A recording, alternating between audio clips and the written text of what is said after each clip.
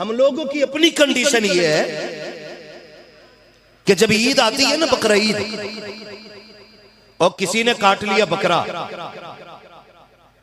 तो देखे किस किस के यहां भेजना, तो देखभाल के उसके यहां भेजेगा 4 बोटी कि जिसके यहां पे बकरा कटवाने की गुंजाइश होगी। क्यों हजरत? इसलिए कि इसके घर से बकरा ही मिलेगा। हम तो मैयत में भी इसलिए जाते हैं ताकि उनके अब्बा का उतारा उतर जाए।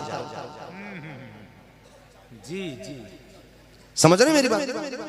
हम तो मैयत में भी इसलिए जा रहे हैं कि वो हमारे अब्बा की मैयत में आए थे। पूछे इन उलमा से, अगर इसलिए जाओगे कि वो हमारी में आया था ना, तो फिर कोई सवाब नहीं, कोई सवाब।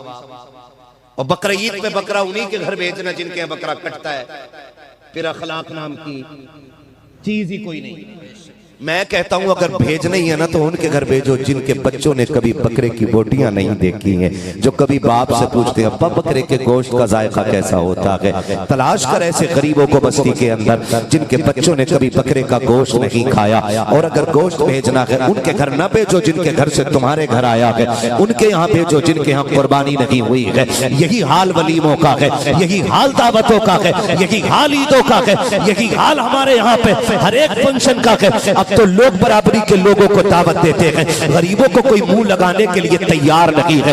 खुदा की कसम खा के कहता हूँ, महबूब कायनात ने इरशाद फरमाया सबसे बुरा वलीमा है वो जिसमें किसी गरीब को दावत न दी जाए। और यार मुझे बता तो सही, हमारे वलीमों में सेठ आते हैं, अमीर आते हैं, कभी गरीबों के नाम का लुकमा नहीं होता। सबसे बड़ी दौलत ईमान की दौलत होती है, सबसे कीमती दौलत ईमान की दौलत होती है। याद रखिएगा, दुनिया की दौलत को चोर लूटने के लिए आते हैं, लेकिन वो छोटे छोटे चोर होते हैं। जो सबसे बड़ा चोर है उसे इब्लीस कहा जाता है। वो हमारे पैसे लूटने के लिए नहीं, हमारा ईमान लूटने के लिए आता है। कैसे लूट लेता? आप कहोगे हम आने नहीं देंगे। मेरे अजीज तुझे पता भी नहीं है। चलो कितने घरों में दिखाऊं, ऐसे गाने बजते हैं कि जिसपे नौजवान थिरकता है और कभी ईमान का जनाजा निकलता है उसको पता भी नहीं चलता है। ऐसे गानों पे जब नौजवान थिरकते हैं और रक्स करते हैं, कुफरिया गीत और गाने होते हैं जिन पे ईमान का जनाजा निकल जाया करता है, तो खुदा की कसम कोई बताने तक नहीं आता है कि तेरे ईमान का जनाजा निकल चुका है।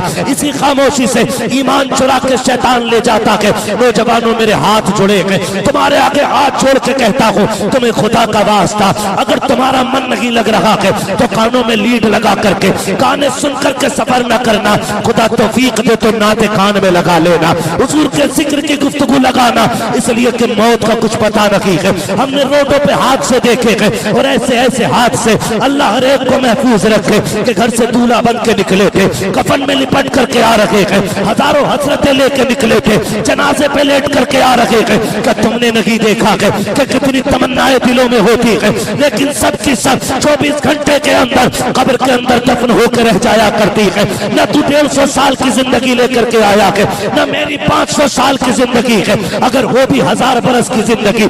आखिर मर जाना के मेरे नौजवान, जिंदा हमेशा नहीं रहना है। मौत कब आकर के पंजा गाड़ेगी ये किसी को पता नहीं है। क्या तुमने हादसे नहीं देखे हैं? जाओ जाकर के रोडों पर देखो, हादसे इतने खतरनाक होते हैं कि शक्लें बिगाड़ दी जाती है, पहचान नहीं होती है कि ये मोमिन का जनाजा है या गैर मुस्लिम का जनाजा है। कोई आईडी चेक कर रहा है, कोई हाथ कलाई देख रहा है, इसने रेबन पहना है कि नहीं, हाथ में कंगन कड़ा है कि नहीं। नौजवानों कभी हाथ में कड़ा ना पहनना, धागे ना बांधना, कहीं ऐसा ना हो हाथ से चेहरे बिगाड़ दे और तुम्हें कोई अपना कहने वाला ना मिले।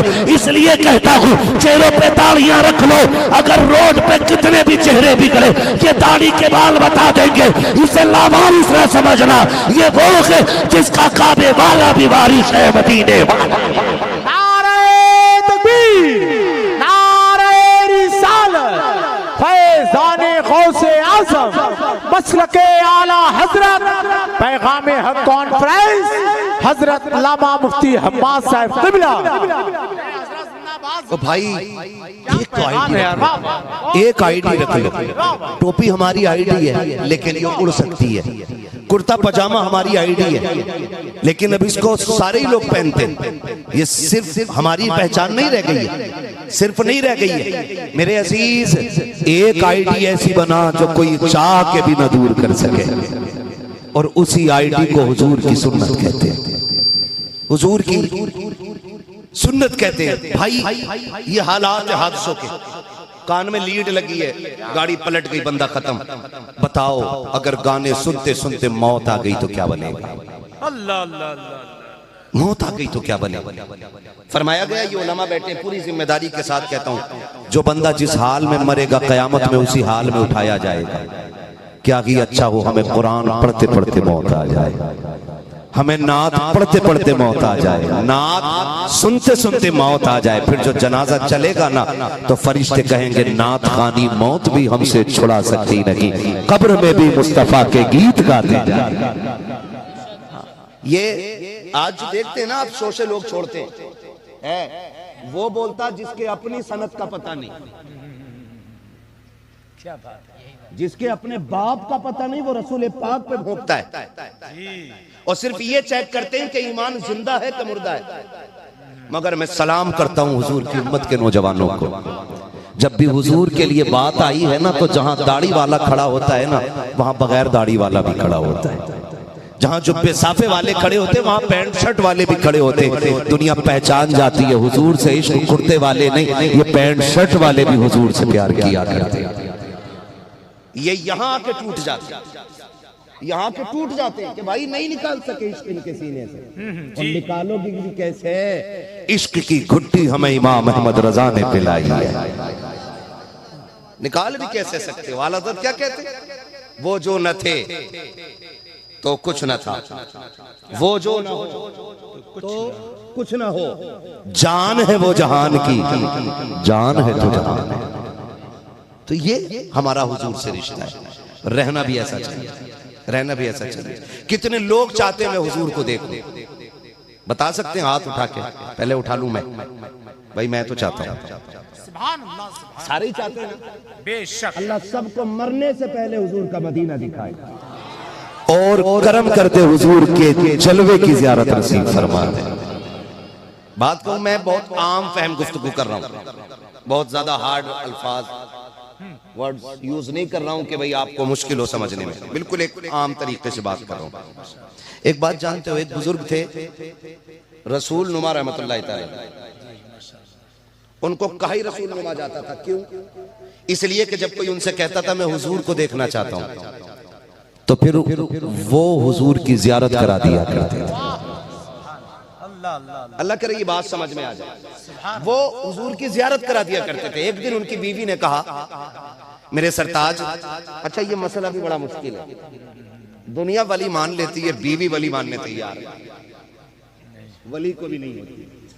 क्या बात है, वली को भी। एक दिन बुजुर्ग थे, वो हवा में उड़ रहे थे और वो अपने घर की छत आंगन से उड़े तो वो बीवी ने कहा कि तुम भी कोई वली हो, तस्वीर लिए घूमते रहते हो? वली तो वो थे जो हवा में उड़ रहे थे। कहने लगे आज तो तस्लीम किया, कहने लगे पगली वो मैं ही तो था। तो बीवी ने कहा तभी तो टेढ़े टेढ़े उड़ रहे थे। खत्म सारी मेहनत, समझ रहे? तस्लीम नहीं करती। बीवी ने कहा सुनो, तुमने सबको हुजूर की जियारत कराई है, मुझे भी कराओ ना। बात बहुत गौर से सुनना, तवज्जो है ना, बहुत गौर से। ये बोन्स ना चली जाए, फिर तकरीर का मतलब खत्म हो जाएगा। कहा मुझे नहीं दिखाया कभी। फरमाने लगे तुम भी देखना चाहती हो? कहा हाँ। तो कहने लगे फिर ऐसे सजो जैसे शादी के दिन सजी थी। जी क्या ऐसा सजो जैसा शादी के दिन सजी थी। बीवी ने फुल सिंगार किया, पूरे तरीके से दुल्हन बन के बिस्तर पे बैठ गई। का इंतजार करो हुजूर की जियारत होगी। बैठी नहीं सुबह हो गई, लेकिन जियारत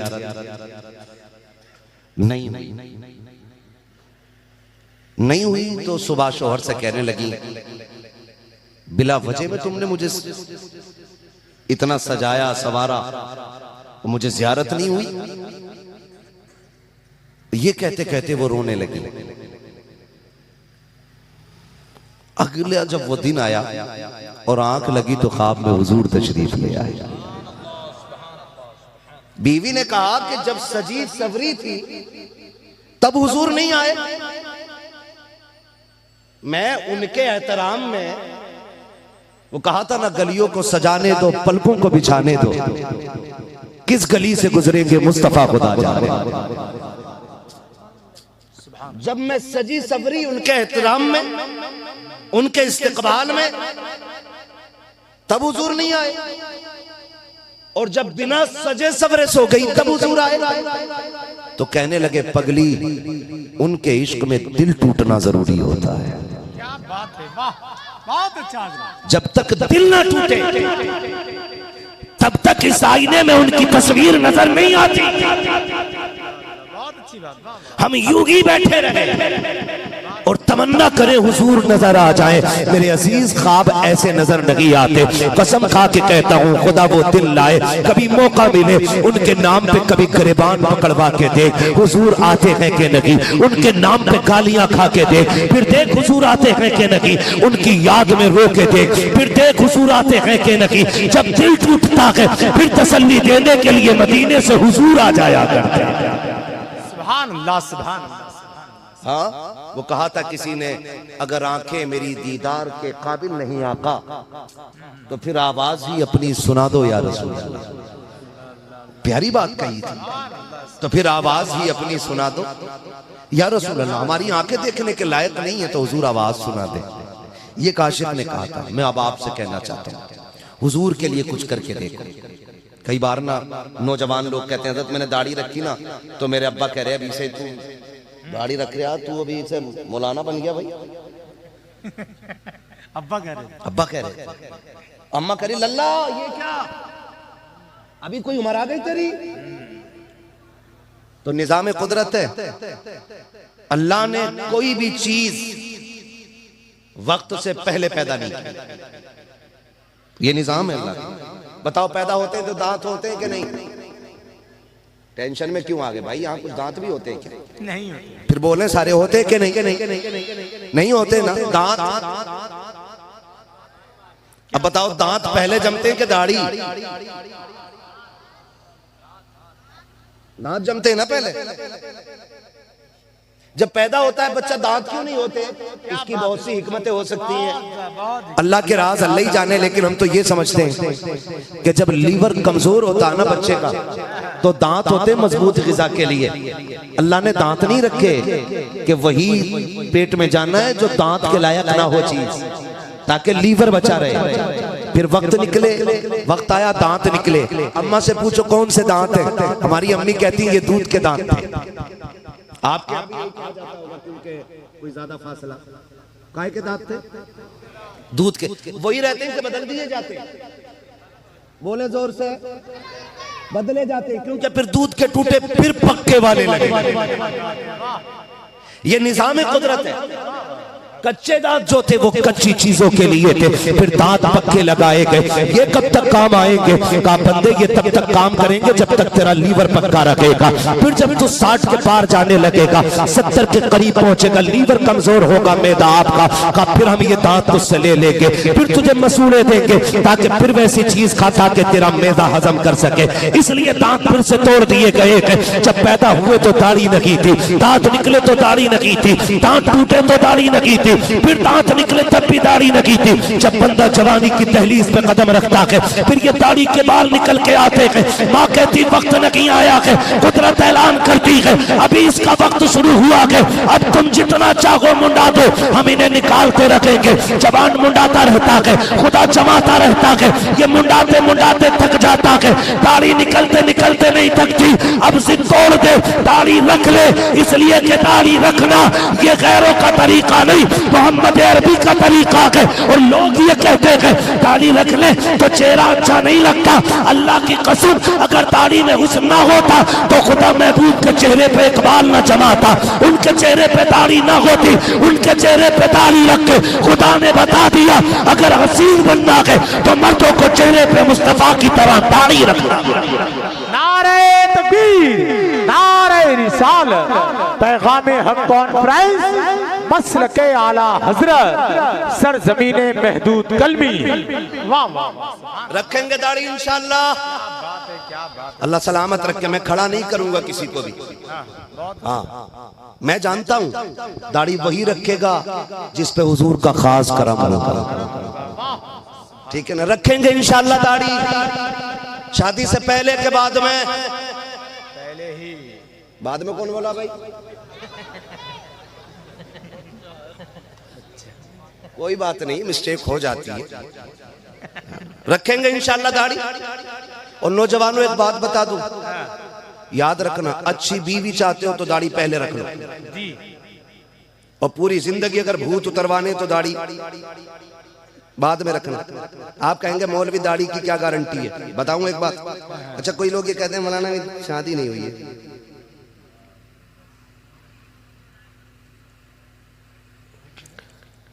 शादी नहीं हुई है, एक मौलवी बता दो जो दाढ़ी की वजह से कुआरा मर गया हो। बात ना करो ना तो समझ गए ना। एक मौलवी, क्यों? दाढ़ी कोई ऐब नहीं, दाढ़ी कोई ऐब नहीं है। मैं आपको बता दूं, रिश्ता देखने हम माँ बाप को भेजते हैं, बहनों को देखते हैं, भेजते हैं ना, ये इन लोगों को भेजना चाहिए। कुछ बेगैरत ऐसे होते हैं जो खलेरे भैया को भेजते हैं। खलेरा भाई आएगा मेरा, और या फिर कहते हैं मेरा कजिन आएगा देखने के लिए। मैं कहता हूं उससे बड़ा बेगैरत ही कोई नहीं है जो अपनी बीवी जमाने के लिए तमाशा बनाए। वो सबसे बड़ा बेगैरत है। और इस्लाम ने उसको दयूस कहा है जिसकी बहन बेटियां बेपर्दा बाजार में फिरती हैं। इस्लाम ने उसको दयूस कहा, हम नहीं कह रहे, इस्लाम कह रहा है। इस्लाम कह रहा है इस चीज को, और कह रहा है मेरा कजिन देखेगा। पहले हया इतनी थी लोगों के अंदर कि कार्ड पे बेटी का नाम नहीं डालते थे, जी, कहीं किसी गैर की नजर मेरी बच्ची के नाम पे न पड़ जाए। और आज तो एंगेजमेंट चलने लगी, अंगूठी पहना रहे हैं निकाह से पहले। ये बेगैरती का कितना नंगा नाच नाचा जा रहा है। हाँ, तो देखने के लिए भेजते तो अम्मा क्या देख के आती? लल्ला रंग ठीक है, चाय भी ठीक बनाई थी, खाना भी ठीक था, ठीक है लल्ला कर ले, हो गई। अंदर का नहीं पता, दाढ़ी रख। उसे अगर पता चलेगा ना लड़का दाढ़ी वाला है तो दाढ़ी वाले को वही पसंद करेगी जो कनीज़े फातिमा ज़हरा होगी। ये अंदर की बात उसके दिल की है, अंदर की बात बाहर आएगी। क्या दाढ़ी वाले को वही पसंद करेगी जो कनीज़े फातिमा होगी, और जो चुड़ैल होगी वो पसंद नहीं करेगी। बहुत सारी बातें करने के लिए इशारा समझ लो। एक सुन्नत के अनेक फायदे, बेहिसाब फायदे इस दाढ़ी के। फरमाया गया दुआएं कबूल ना होती हो, दाढ़ी हाथ में लो, कहो मालिक इसके सदक़े में दुआ कबूल कर। फरमाया गया हाथ नीचे आने से पहले अल्लाह मंजूरी अता फरमा दे।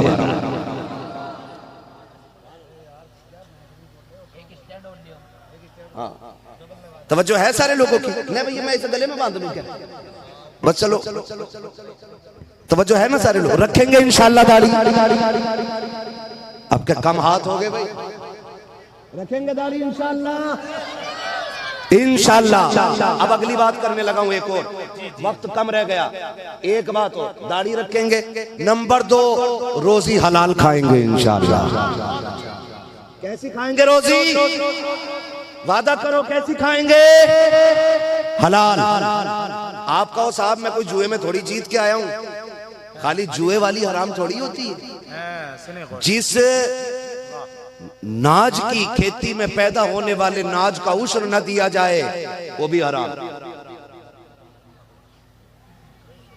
ठीक है ना? तवज्जो है सारे लोगों को? मुझे कोई फायदा नहीं है, ज़कात मैं लेने नहीं आऊंगा, ना मेरे बच्चे पलेंगे उससे। ठीक है ना? मैं ये चाहता हूँ रोजी हलाल हो। किसी ने इमाम गजाली से कहा था हुजूर दुआएं कैसे कबूल होती हैं? फरमाया 2 काम करो, हाँ दुआएं कबूल होने लगेंगी। कहा कौन से काम? कहने लगे जब भी बोलना सच बोलना, और जब भी खाना हलाल खाना। ये 2 काम, और दोनों ही डट के हो रहे हैं। है कांठ में तो कह रहा बस आ गया। ये सबसे बड़ा झूठ।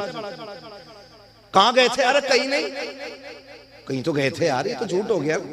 कहां जा रहे हो? पहले कहता था कहीं ना, बस यहां तक ही जा रही, पहले कहीं ना फिर यहां तक जा रहा हूं।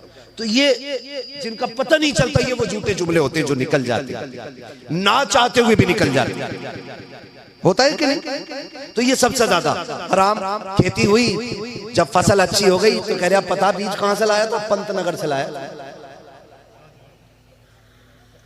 खेती अच्छी हो गई तो कहां से लाया? पंतनगर से, अंबेडकर नगर से, है ना, उत्तराखंड से नाज का बीज लाया था। देख क्या खेती हो रही है, और खा गया कीड़ा दाना। फिर पता क्या कह रहा? ना जी, अल्लाह ने मुकद्दर में ही ना लिखी थी। अब किधर गया तेरा बीज? और कोई कहता है ना प्रधान बड़े काले हो रहे, गया हूं, कह रहा हूं 18 पानी दे दिए। मतलब ये मैं आपसे जो बात करूं जरा समझे उसको। हम खेती से ताल्लुक रखने वाले लोग हैं।